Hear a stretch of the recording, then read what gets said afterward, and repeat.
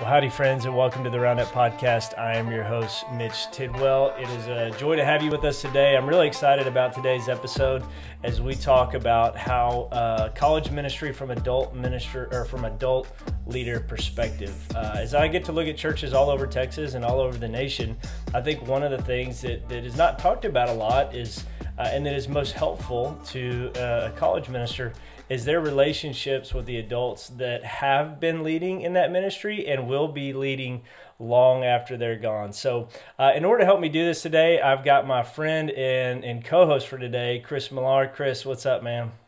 Hey, Mitch. Thanks for pulling us in today. Proud to be on here. Dude, glad to have you. And we're going to talk to Travis Henderson today, who has a relationship with Chris Millar. You guys served together at University Heights. Travis, how you doing, man? Good. Glad to be here. Oh, man, glad to have you. So I asked these two guys to be on because I thought this would be such a great conversation. Travis has been serving in college ministry for around 25 years as an adult leader in a church, as an unpaid. He's got a job, or he did have a job. You're retired now. But he had a job and just serving in his local church. And he's been at UHBC for 20 years or a little over 20 years, Travis? 22-ish. Okay, 22 years. So for some of you college ministers, longer than you've been alive. And yes. Chris was a college minister there, was planted out of University Heights Baptist Church, and but he's got a great relationship with Travis. So, guys, thanks for being on. And Travis, hey, let's just jump right in. Man, tell us a little bit about yourself, about your family, and about your church.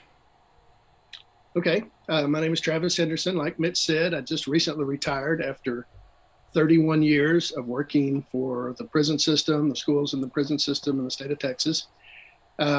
Married to my wife, Susan. We've been married for 30 plus years now, longer than most of y'all have been alive. Yeah. Well, we have two daughters that are 26 and 23, and the oldest one got married last year. And I pretty much grew up in church. I was pretty much born in the nursery. I think I was like 3 days old when they drugged me to church the first time.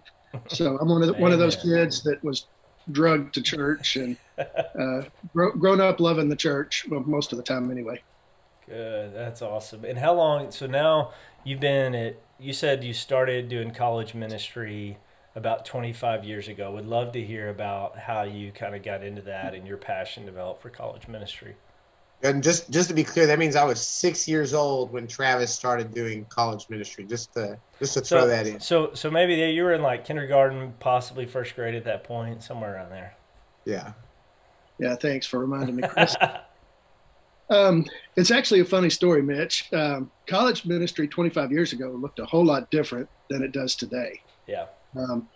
25 years ago, there were a few churches doing some things. There were very few parachurch type places doing college ministry, and I was always around college students, being here in Huntsville around Sam Houston, so I was always around college students. But I think what really kicked it off for me was I have a middle brother who's a pastor down in League City. His name is Trent, and Trent was at Baylor in the mid 90s, and he got involved with the college ministry there and actually volunteered there and actually served with them there with some guy named Louis Giglio. You might have heard of him. Man, I've heard of him. Yeah. So Trent's like, hey, you need to come up and see what we're doing. We're doing some cool stuff up here. Like, man, we got some cool music. And that was like, just when worship music was coming out and, really kicking off. And he's like, you need to come up here on Monday night. We have this Bible study. So, being young then, I could drive like 2 hours to Waco and like stay up there till like, 11 and 12 and then drive home at 2 and get up and go to work the next day. Not so much anymore, but that was my real first exposure to like what college ministry could be, and like the possibilities that we weren't really seeing here at Sam Houston or in Huntsville at that point. But I was like, whoa, like we can do something, not exactly like that because it's not going to fit for everybody, but there are lots of possibilities out there for things to do, and we need to do some things. We need to ramp it up some. We need to do some things different and get college students involved, not just your typical Sunday, hey, let's have Bible study in the morning, let's have church, and then maybe go to lunch, and then we're done for the week. So we need to do some things different. And that was kind of my what really pulled me into college ministry, to seeing how on fire these kids were, and seeing also it wasn't just kids that came to church. There were people that looked like me. There were people that didn't look like me. There were people that I remember one time worshiping next to a guy that had like a green and purple mohawk. I was like, okay, but that was a little different for me. But 25 years ago, that was a little different too. But it allowed me to see that like people can look all different kinds of ways and still love Jesus and still need Jesus. Yeah, man.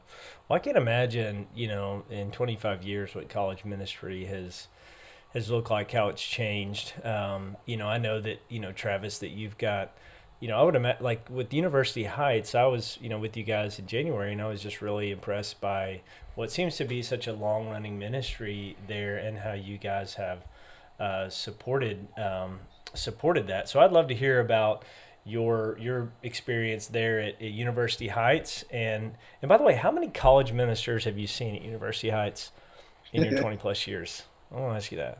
I don't know, probably, what are we at, Chris, 7 or 8? Sound about right?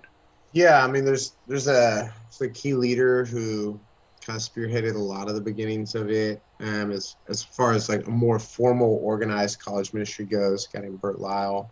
And so then you had guys like Bert, you had David Gentiles for a season, you had Daniel Rowe for a season, you had myself, you've had Gavin, you've had kind of a hodgepodge of some key leaders like Dana and Marshall and Josh in there for a little bit. So probably 6 or 7. But I think just some context for listeners as well, as you hear Travis talk about a long historical perspective of college ministry. Shortly after Peter and Paul finished their ministry in the book of Acts, that's when Travis picked up doing college ministry at University Heights. And so, but University Heights isn't. That just landed for me. University Heights isn't like a super hip, attractive modern church. Yeah. And certainly was even farther from that image 25 years ago. Mm-hmm. And I think a lot of us have a picture in our head of college ministry as it's got to be this kind of high production quality, very, as they'd say today, vibing kind of atmosphere. But I think one of the things I hope listeners hear today in this kind of interview with Travis is, all it takes for adults to get in the game in college ministry is a heart for college students. Mm-hmm. It doesn't have to have some cool, sleek appearance. It just looks like caring about the lives of students. And I think, it's remarkable to be on a podcast today with a guy who's been doing that for longer than a lot of listeners have been alive. Mm-hmm. And it's rarely looked really cool. But it's been marked by faithfulness, and I think Travis is an unbelievable example of faithfulness in the same direction. And so, just for some context, University Heights hasn't been some big production ministry, but they've faithfully loved college students for a long time. And so, I was one of those students. I was a freshman at Sam and met Travis, and so I got to experience Travis as an adult leader in college ministry. And then Travis got to experience me as a student and then as a college pastor. Mm-hmm. And so just long faithfulness in the same direction has been such a gift to that church from people just like Travis. That's awesome. Thanks for sharing that, Chris, and providing some context to that. Travis, I'd love for you to share with the listeners just a little bit about your ministry experience as that adult volunteer, and what are some things that really, I don't know, as you look back on the last 20 years that have really stuck out that college ministers have done well, and maybe some things that maybe they haven't done so well when it comes to relating with their adult leaders. Okay. Well, I'm going to throw it out, kind of along with what Chris said as well. It's so easy when you have a pastor that supports you as well. Richard Rogers is our pastor. You and I and Richard met here recently, so you kind of heard some of this as well. Yeah. But Chris and I have been at conferences or different places, and I look at Chris and said, does Richard even know we're here? And I'm like, I don't know, and so it's great working with a pastor that says, like, I have a job, you have a job, college ministry, go do it. Like y'all do that well, just go do it. If you need me, ask, I'll answer. If you need my opinion, I'll give it to you, but just go do it. And so we're not worried about, well, what's Richard going to think? We just go do it. And Richard's got our back. And if we do something wrong, he'll tell us, but not that we ever did anything wrong, Chris, but never did anything. Never. Wrong. But he's like, okay, don't do that again. Go tell people about Jesus, and so that's what we do. So, okay, back to your original question. So, but to your point, Travis, with Richard, I think the great thing about him is he is very supportive and like releasing, ministry to you guys, but he's also doesn't like abdicate. Like, I don't want to, he's very supportive. I was, even when in January when I was with you guys and he was there and he got on stage and he talked to the students, and I thought, hey, this is awesome. A guy that empower and releases people to lead. So that's such a great asset from a church as a pastor that truly believes in the college ministry. Such a great thing. I'm sorry, I interrupt you. Go ahead, Travis. No, and that's a great example for our students. I mean, for us in ministry and for our students, because then we're able to empower our students and release our students as well, to let them try something. It doesn't always work, no, but we've all been in that same boat too. We've done stuff that hadn't always worked, and we just pick it up and start over. And it's like, okay, let's don't do that again. Let's try something different. Yeah. And I think that's great with college ministry, to empower our students to try things and do things that do it. So my ministry, wow. So it started, I think kind of how we got started at UHBC was cooking. Oh yeah. We had Truth on Sunday nights at that time, and we fed. By the way, Truth is the midweek service. Or the right. Truth is our midweek service. Yeah. So it's on Tuesday now, but we had it on Sunday nights at the time. And Afshin Ziafat was speaking then. And so we had probably 100, 150 on Sunday nights. And for some strange reason, we thought it was a great idea to feed college students on Sunday night. And it actually stemmed from the dining halls on campus being closed on Sunday. So we'd feed them a meal on Sunday night. So we were helping some friends do that. And then you're just around these students all the time. They're like, okay, we need to be around these students. So that was fun, just an easy way to get plugged in and jump in. It's like, hey, do you want to come cook? Sure. We love to cook. So let's do it. Then from there, we started hosting students in our home a lot. We've had students living in our home pretty much forever, currently still. So that's always a fun thing as well. But, just in the 20 something years, I think I've done a little bit of everything with it. I've done, I've spoken at events, I've done weddings, I've baptized students, planned events, done budgets, a little bit of anything and everything that needed to get done. But I think the key on that was to find, as an adult or adult leaders, to find places that you can fill in. So if you have a pastor that is great at speaking and great at building relationships, then I need to be on the other side of that. I need to be taking care of some of the administrative stuff, or, hey, let me go to this meeting. Let me go do this. So you can have time to study. You can have time to go spend with these students, to be on campus. So, let me handle these things. And I think that's one thing Chris and I had a good relationship with, was I think Chris kind of threw some things to me that he knew I would enjoy or would handle. And I kind of hopefully took some things off of Chris, so Chris could do things that he was good at. And of course, we don't always get to do things that are just fun, or we like to do. But I think that's a huge thing, is to, when you have a college pastor, a college minister, to know what their strengths and weaknesses are, so you can help them grow in those areas that they may need help in. Because I've got a lot of experience working with people and doing other things, but to help them grow, but also to help them succeed in those things. Like, let me take this off of you so you can prepare for this event coming up this weekend. Or, I think just one example with Chris was finishing his master's. He was up at DTS for, I don't know, 6 weeks, 8 weeks in the summer. And so basically he's like, okay, here's our plan for the summer, go. Like, okay, we got it. We went and met freshmen at freshman orientation. We just took care of things while Chris was off at seminary finishing up, and it was just real easy for us to do, because we have that relationship.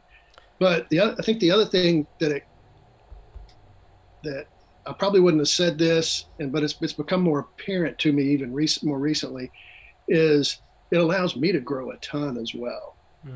Being around students that challenge you, you don't always see that, or I didn't always see it or consciously see it, but like being around students that are constantly asking you questions about why, or why do people do this, or why the Bible doesn't do this, or why do you believe this?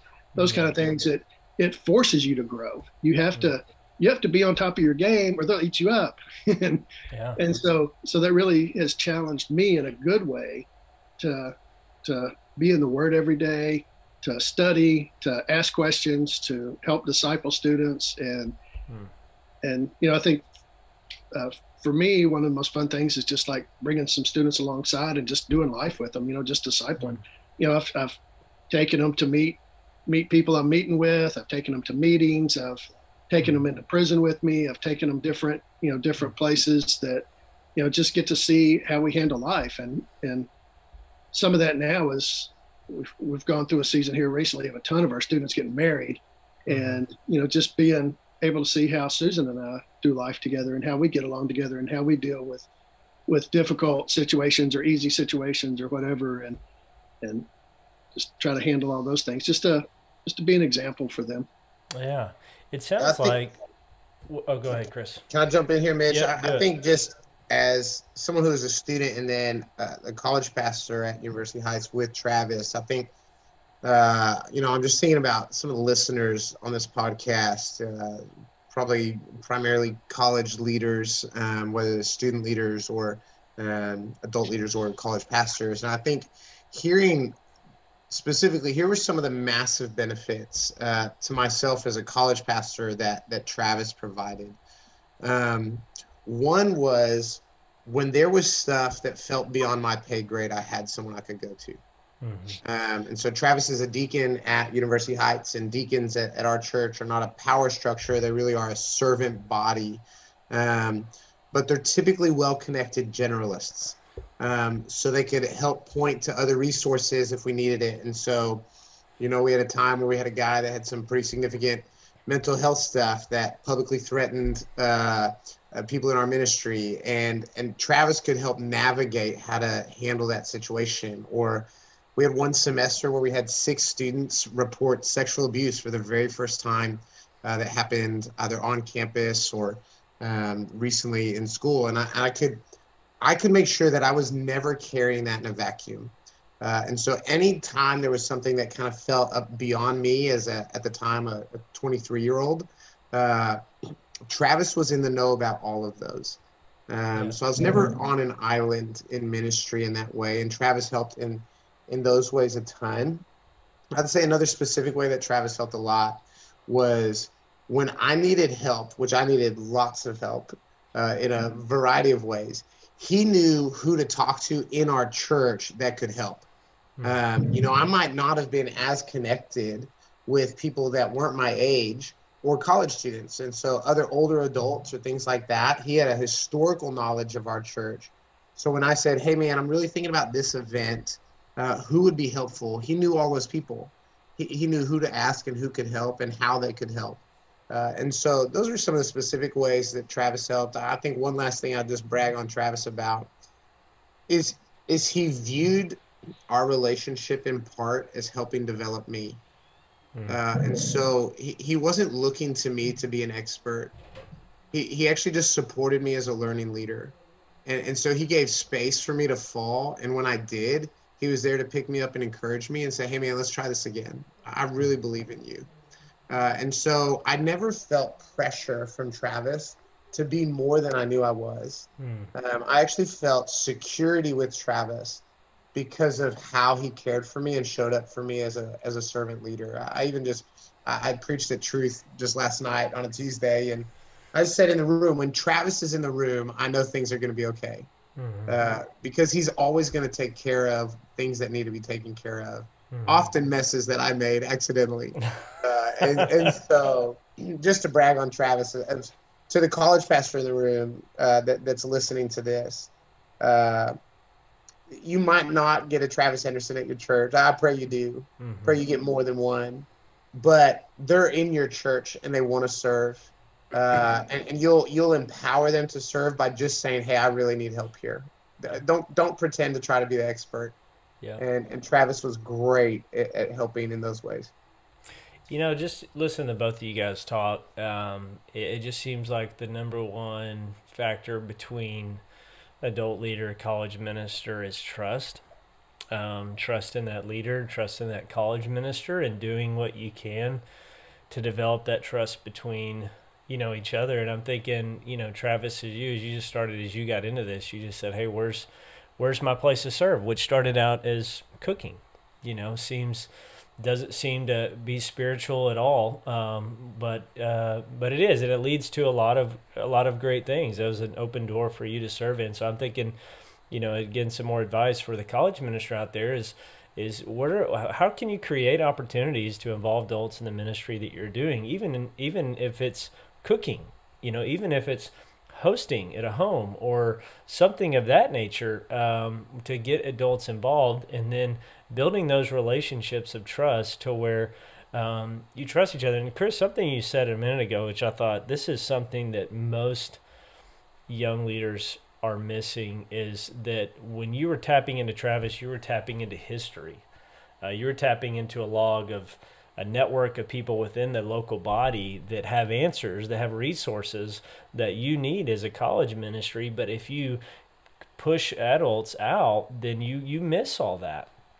Yeah. And you kind of disconnect yourself. So, man, that just is there's just a wealth of opportunity and support there that we can miss if we're not careful.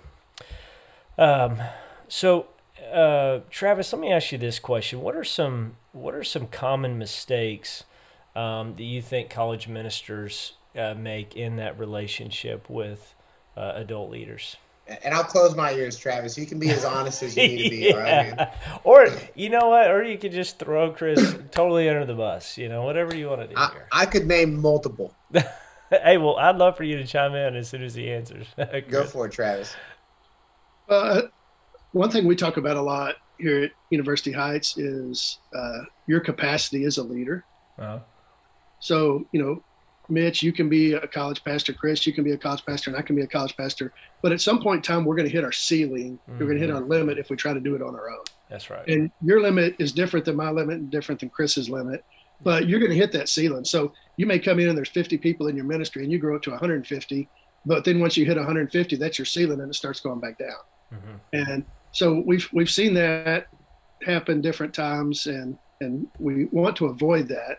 And so one of the things we try to do is come alongside the college pastor and say, okay, look, we're here for you to do this, but you can't do this all by yourself. Yeah. Like you can, but it's going to wear you out. And I think Chris and I have had a couple of those conversations, like, Chris, step away from the ledge. Like Chick-fil-A would love to have you come work there, but God's called you to this. But those, just coming alongside and saying, hey, let us help you with this, because when you increase the number of people working with you and that are helping you, you increase your capacity.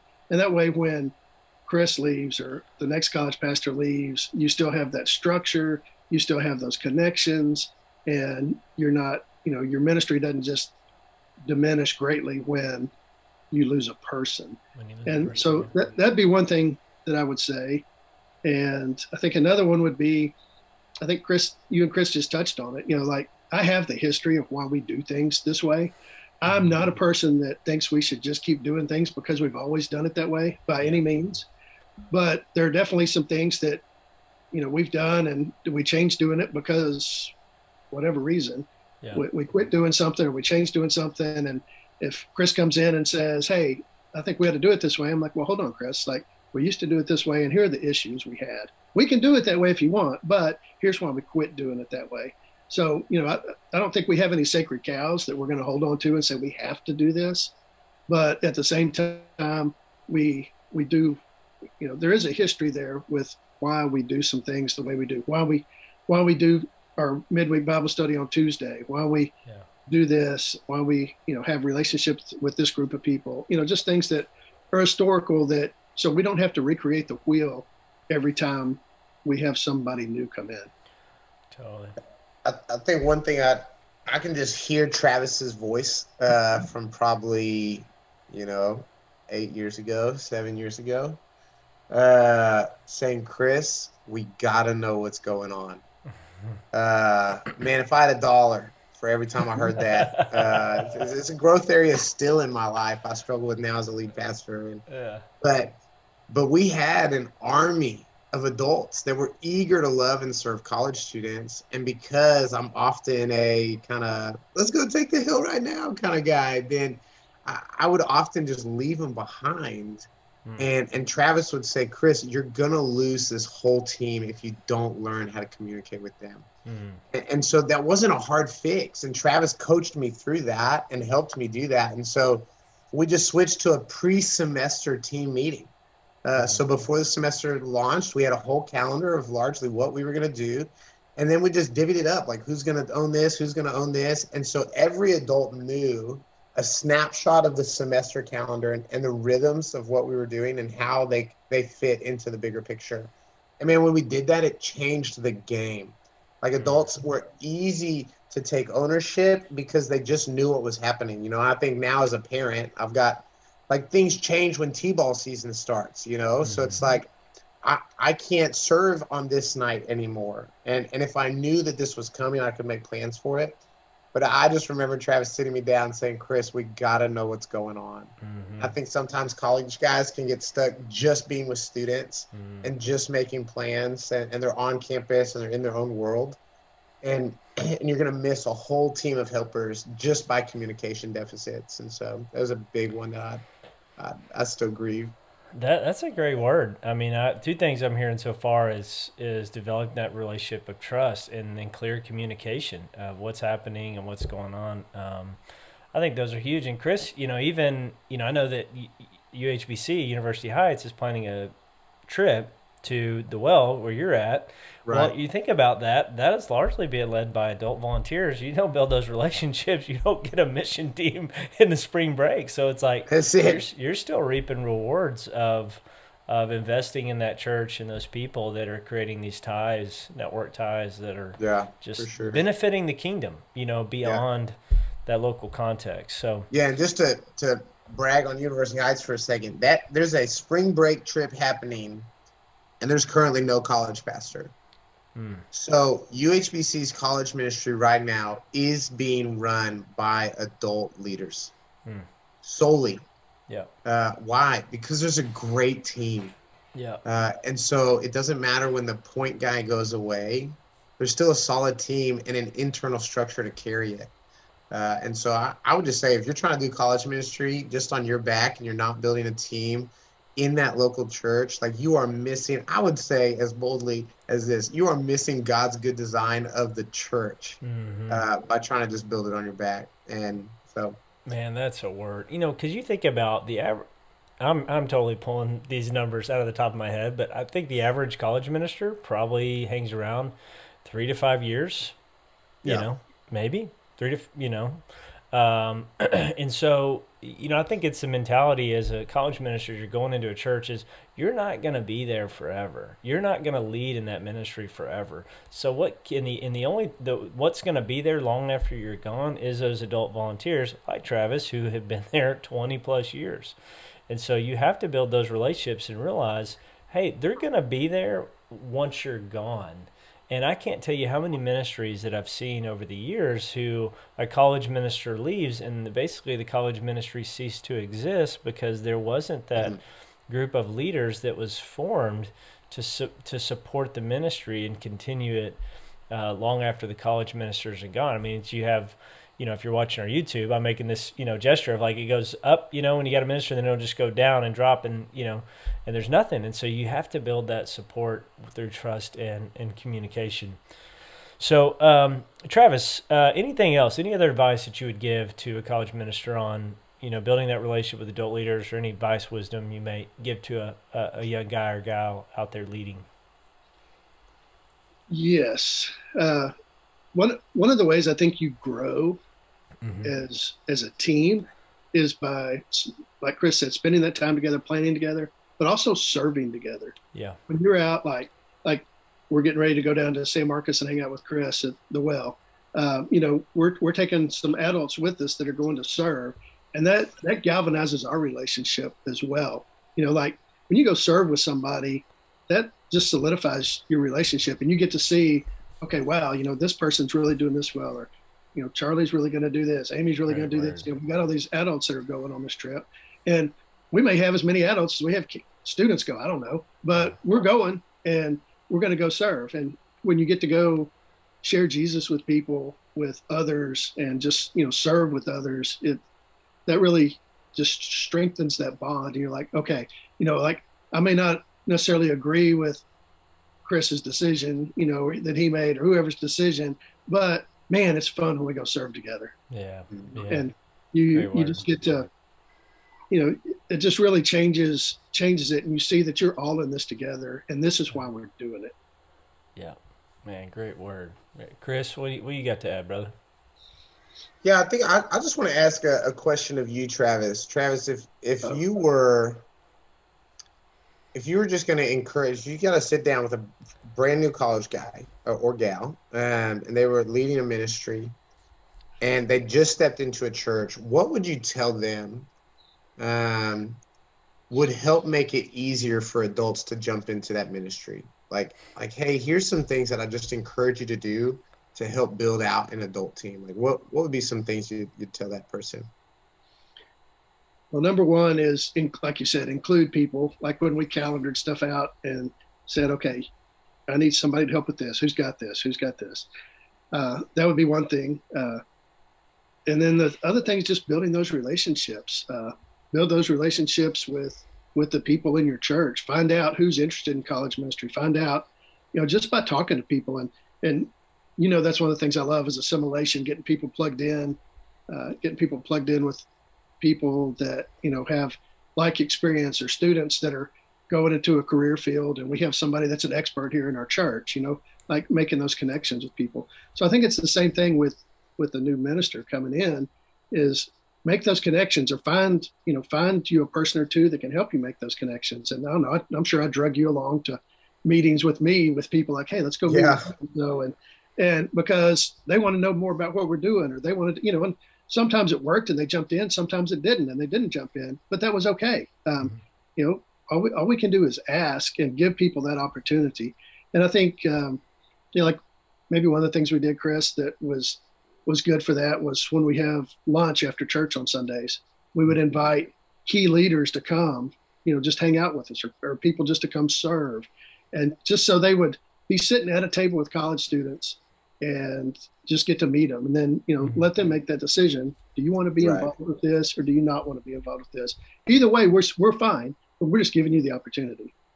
Yeah, that reminds me, Travis, of something that I thought went really well, that kind of took us into a new season of expanding our adult leader team, was we created different levels of engagement for adult leaders. And so, you're not going to have just buckets of Travis Hendersons. I mean, Travis says he just retired from a job. I'm not actually convinced he ever worked at another job. Like, he legitimately was at everything we did. Sometimes I thought Travis put in more hours for our church than I did. And so, that's between him and the Lord and TDCJ. But what we did was we created once a month opportunities for families. And so we had a thing called just family groups, where if you were a leader in our college ministry, whether as a leader in training, small group leader, intern, then you were a part of a family group. And all we asked that family group to do was host a nice meal once a month and pray for and encourage that group of students. And we put about 4 to 6 college students in a family group. And some of those relationships carried on way past college. And a lot of them didn't, but we just said, hey, if you're a family in our church that could host students just once a month, and then maybe reach out to them one other time a month and just encourage them, say, hey, I'm praying for you today. So that it created different capacities for adult leaders to jump in and serve in college ministry. And I think that changed the game for us. We went from having maybe 10 to 15 adults involved to, goodness, Travis, I mean, probably 30 plus as far as different adults that were engaging in college ministry, because we created different levels of engagement. And so don't get locked into thinking An adult leader has to be at everything. They have to be at the midweek. They have to be at this. They have to be at that. No, they don't. They can engage students in a lot of different ways. I think that was a helpful shift that we saw happen in our ministry.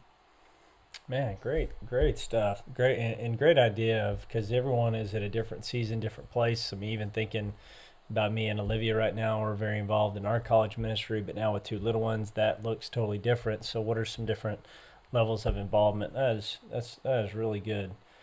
Well, guys, I appreciate both of you guys jumping on. And Travis, I don't know why I was just thinking about this. I feel like as I've looked through Roundup photos through the years, I feel like you're in like probably 50% of them. Like in the background, I can just see Travis's head, like in the background. He's a connector, and it's been great to hear stories about how you've leveraged.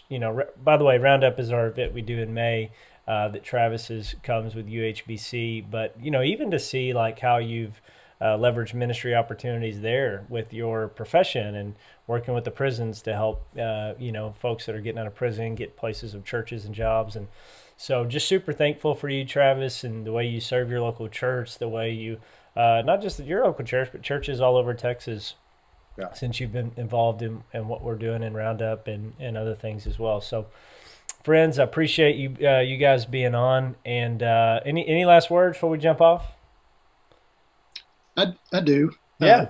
Just looking back, when you've done this long enough, it gets fun because you have those connections, and when you have, like Chris said, you have that longevity.